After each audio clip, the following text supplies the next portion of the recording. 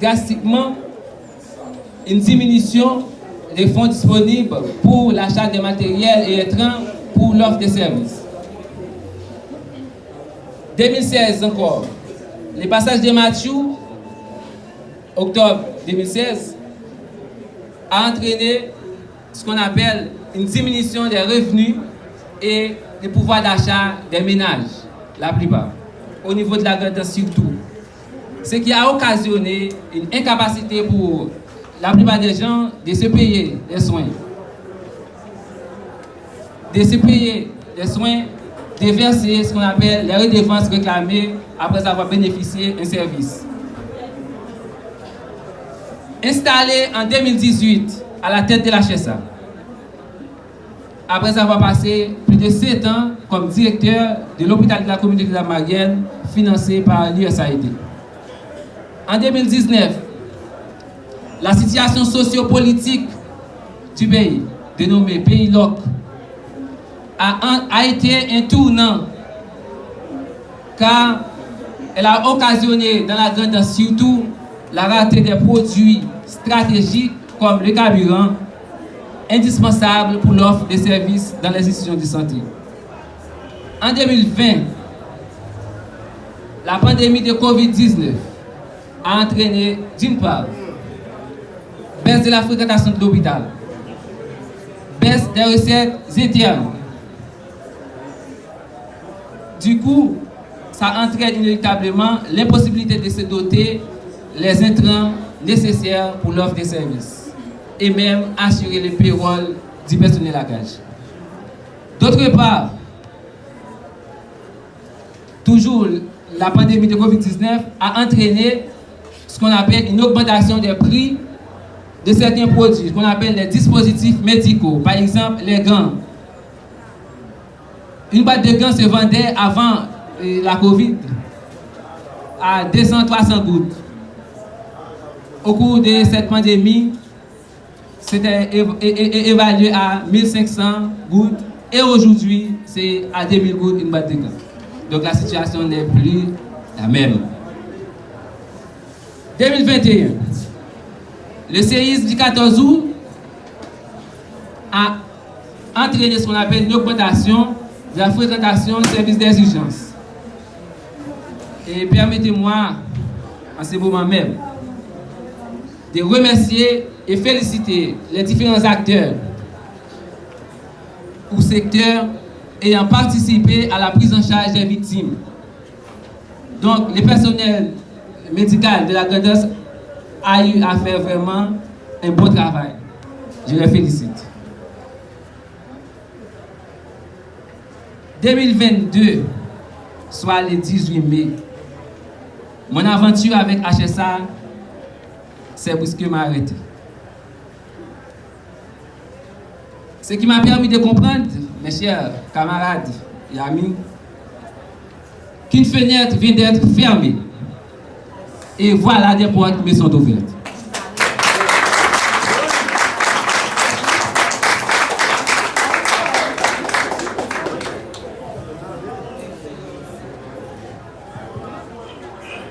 Nonobstant les situations socio-économico-politiques et sanitaires précitées, permettez-moi de vous dire en quelques mots les réalisations qui ont été faites de 2018, tant sur le plan structurel, c'est-à-dire les ressources physiques, qu'organisationnelles, et certains projets qui sont en cours de réalisation. Sur le plan structurel, les principales réalisations de 2018 à date, donc, c'est comme suit.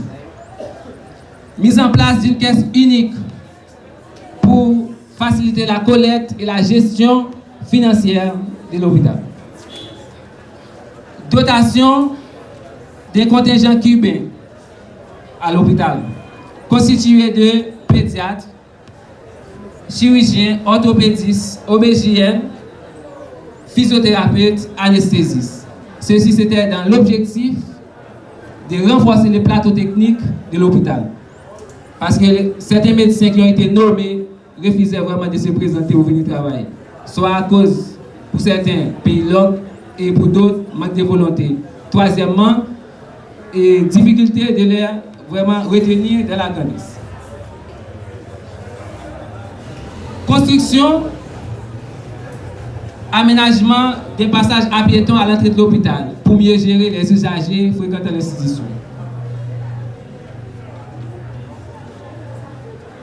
Les postes de transfusion sanguine étaient dysfonctionnels avant mon arrivée. Il a été aménagé et doté en énergie, donc maintenant c'est fonctionnel pour le département. Un service de triage a été construit et maintenant on l'utilise pour vacciner les gens ayant voulu vraiment de se faire vacciner contre Covid.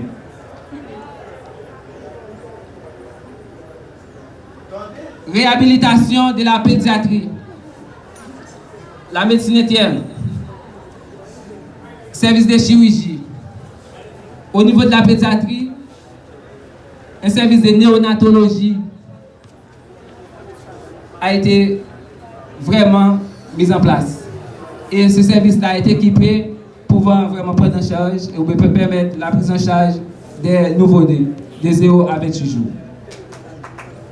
Mise en place des services de soins intensifs. L'hôpital datant presque 100 ans, 99 ans. Tout ce temps-là écoulé, donc il n'y a pas eu ce service-là.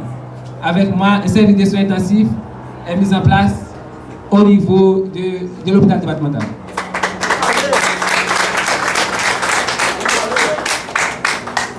Agrandissement et réhabilitation de la maternité, qui autrefois avait une capacité de 40 lits. Maintenant, c'est à 60 lits. Donc, encore pour faciliter les mères de venir prendre vraiment les soins. Installation des systèmes d'énergie verte couvrant 50% de l'institution. Donc, autrefois, surtout au pays LOC, il y a eu vraiment des difficultés de retrouver le carburant. Je jugeais bon vraiment de doter l'institution, surtout la salle d'opération, et la pédiatrie, la maternité, capacité de pouvoir vraiment garantir la disponibilité des soins via la disponibilité de l'énergie.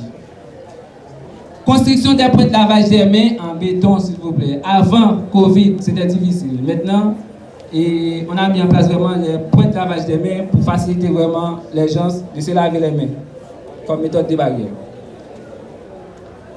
Construction de cet espace-là, salle d'attente ou hangar dédié aux accompagnateurs des malades, aux usagers fréquentant dans l'institution, comme je disais. Installation pompe solaire sur le système de pompage et d'attribution d'eau. Autrefois, s'il n'y a pas de carburant, il n'y a pas de génératrice, il n'y a pas de DH, l'hôpital ne pouvait pas vraiment s'alimenter en eau. Maintenant, le soleil est là, donc on a mis en place vraiment des pompes solaires pour permettre que l'eau soit disponible au niveau de l'hôpital. Aménagement du dortoir du personnel de la maternité.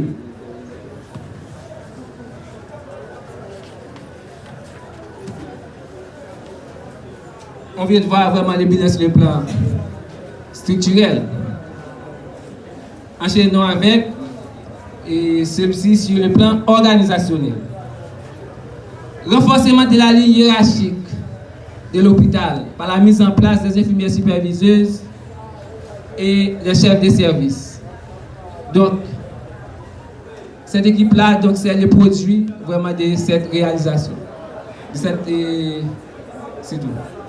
Mise en place d'un système de recouvrement des coûts dans les services payants, comme la maternité, pédiatrie et autres, de permettre à l'hôpital vraiment d'utiliser ces fonds pour augmenter l'offre de services. Au nom de la population de la Grand'Anse, pour qui je travaille depuis 13 ans,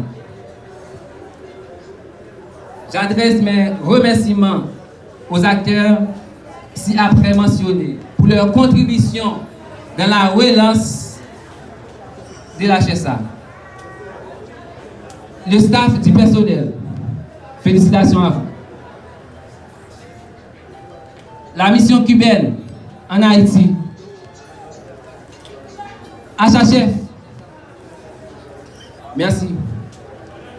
L'organisation dénommée Staff de Floride, donc pour sa participation dans la construction de cet espace. La DRGA et la haute instance du ministère. Les partenaires du ministère comme l'OMS, l'UNICEF, EMI, INFPA, CARE, GOL, donc ont tous contribué dans la relance de la HSA. Comme venant de dire vraiment mon collègue, un changement vers l'amélioration est initié. Sur ce, je tiens à féliciter Dr Stanley, mon successeur, pour son accession au poste de directeur médical de la HSA, tout en vous souhaitant succès dans les activités que vous aurez à exécuter au profit de l'intérêt général. Car HSA ne peut pas périr.